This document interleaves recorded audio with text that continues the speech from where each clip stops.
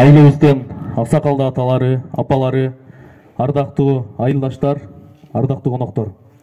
Бүгүнкү Ындыбаев Коробай чоң атабыздын эстелигинин бюстунун ачылышына байланыштуу иш-чараны ачык деп жарыялап коюуга уруксат этиңиздер.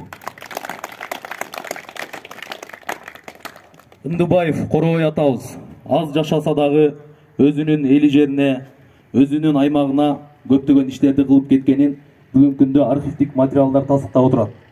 Ошондуктан сиздерге өмүр баяны менен тааныштырып коюуга уруксат этиңиздер.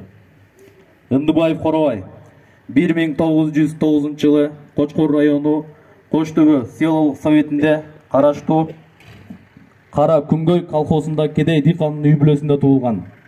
7 жашында атасынан айрылган. 15 жашына чейин күндөлүк жалданма жумушчу болуп иштеп, 1931 жылдан 1939 жылга чейин колхозчу болуп эмгектенген. 1939 жылдан 1941 жылга чейин Кара Күнгөй колхозунда кой ферма болуп иштеген. 1941-1942 жылдар аралыгында бригадир болуп иштеген.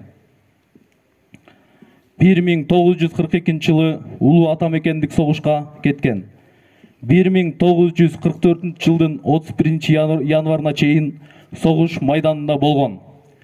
Воронеж фронтунда командирдин берген тапшырмасын так туура, тайманбастык, эр жүрөктүк менен аткаргандыгы үчүн Кызыл Жылдыз ордени менен сыйланган.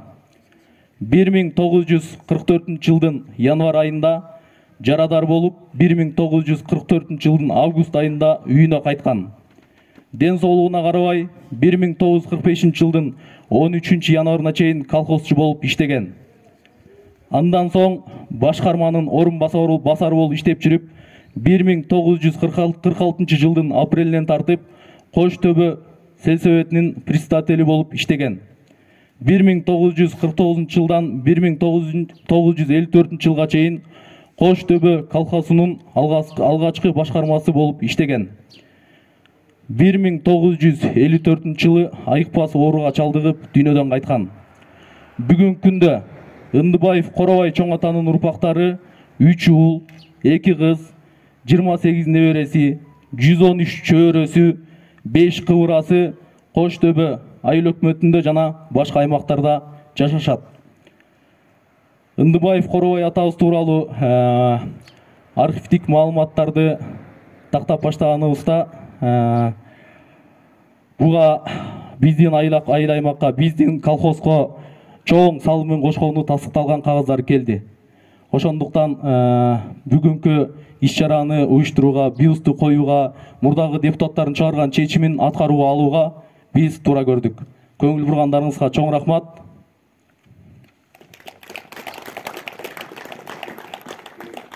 Коштөбө айылдык кеңешинин 7-чи чакырылышы. Урматтуу айылдаштар, бүгүн чындыгында улуу инсан Алы Токонбаевдин бир саптары эске түшүп атат. Өмүр бизден өтүп кетсе, эл эмгектен эскерсин деп.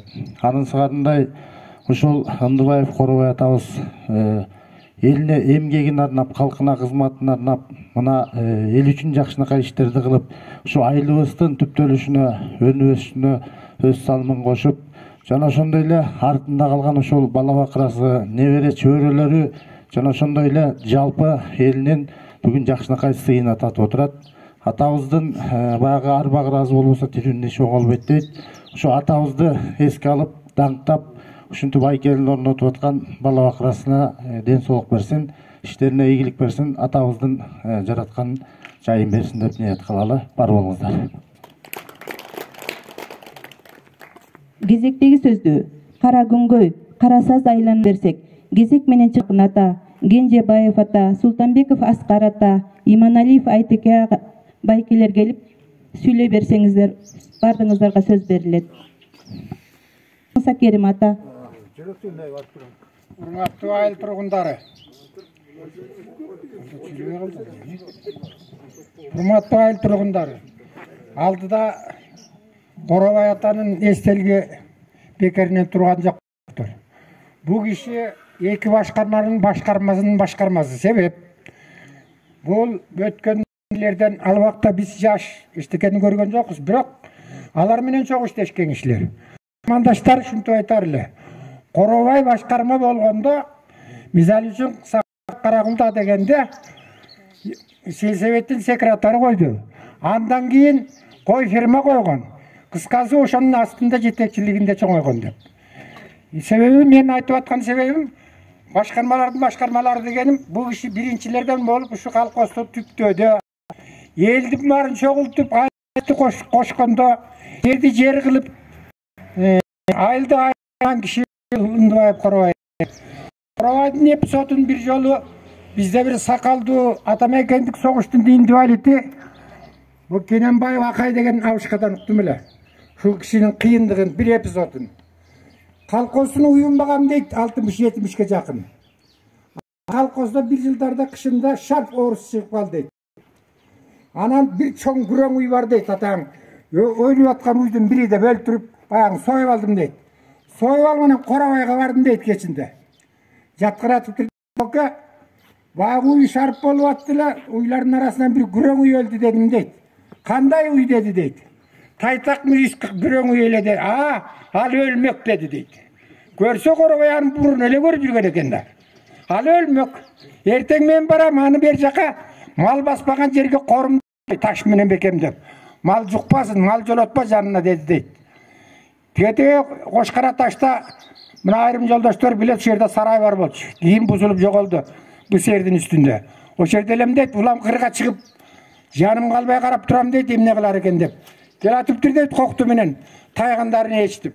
Шоп деп чыга калды дейт, жүрөгүм оозума келди дейт. Ушундай өзү дагы сүрдүү, ушундай кишилер дейт. Акай, турупсуң деди дейт. Турам коке дедим дейт. Кана өлүк деди дейт. Таш менен үйүп койгом дейт. Мүйүстөрүн чыгарып 4 бутунда асманды каратып. Чоң таштарын менен коюп. Көрдү тетиги дейт, тетиги дедим дейт. Даан өлүптүр деди дейт. Бастыр үйүңө деди дейт. Басып үйүнө барып бир чай ичип алып кетип калды дейт. Күрөң уй орду менен туруп калсың Акай дегенде макул дебейптирмин дейт. Айленайын өлүп калган уй. Ошо мен уй төлөгөмдечи. Андан кийинки бир эпизод бизде Бакиров Жумагазы дегенди өзүңөр билесиңер. Кийин актив болуп жүрдү, кампачы болуп жүрдү. Ошо киши айтчы. Кышында дейт, колхоздун 300-400ге жакын жылкысын 8 жылкычы кайтарабыз дейт. Молдалы, Рамат, Усубакун, Жанектин атасы Мамбеткайым ушуга окшогон салкарларыбыз дейт. Бүгө карышкы жейт дейт, айлабыз кетип калды дейт. Коробай башкарма дейт. Эң кичинеси мен элем дейт. Жумагазы деди дейт, чап. Коробайга бар. Айтпасаң болбой калды. Бу карышкыбызды айлабызды кетирип аткан жок дегенде ылдый түшүрсүн дедик дейт. Ошо менен чаап келдим дейт. Чаап келсем бул дөңдөгү кырда Асыркы Сагынбайдын күмбөсүндө контора дейт. Ошол жерде отурган экен дейт. Ушинтип кирип келгенде деди дейт, өйдө караганда эле башым сык деди дейт. Эмне келдиң деди дейт. Коке ушинтип карышкыл күч болуп атат. Күндө бирден жеп атат дегенде айтты дейт. Силер эмне кылып атасыңар дейт, сегизиңер деди дейт. Кайтарып эле атасыз, болбой жеп атат дедим дейт. Узун бүтүн айрым жолдоштор билер, бет врач бар болчу дейт, көлдүк. Көлдөн келген бет врач эле дейт.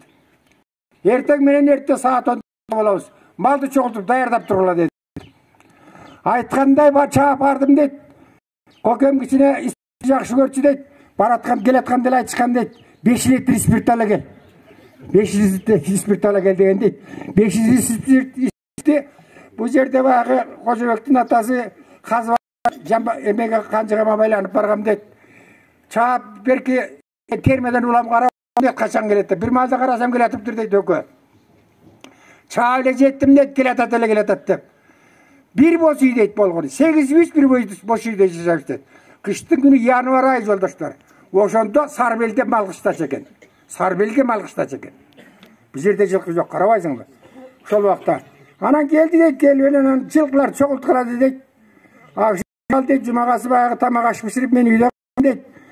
Ошо менен жылкы келди дейт, келгенден кийин анан башты чыгаргыла деди дейт. 15 баш болду дейт. Жылкынын башы.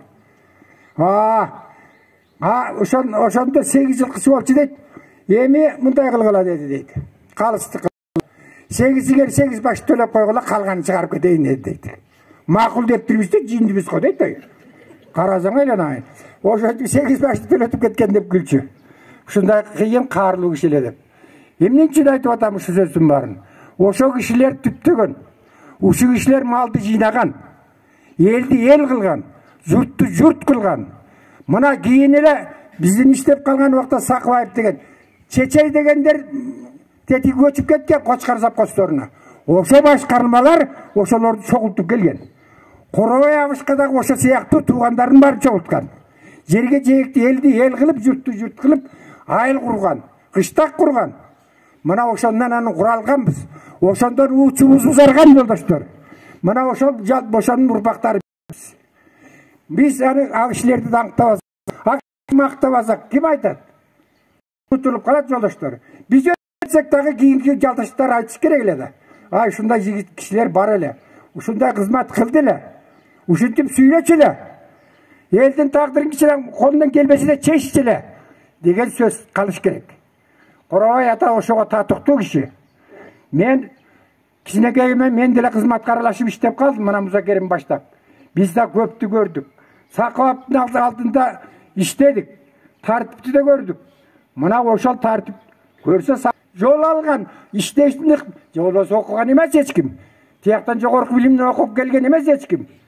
Ошол тажрыйба, ошол кишилердин үйрөткөнүн, акыл эзин 100% өзүнө кабыл алып, анан кийин элди журтту башкарган. Ушул акыбалга алып келген кишилер ошол. Булар менен сыймыкташыбыз керек. Буларды түбөлүккө унутпашыбыз керек. Акыркы айтарым жолдоштор. Мына 3 айкелди коюп койдук. Ушулардын дагы окуучу балдар билбейт.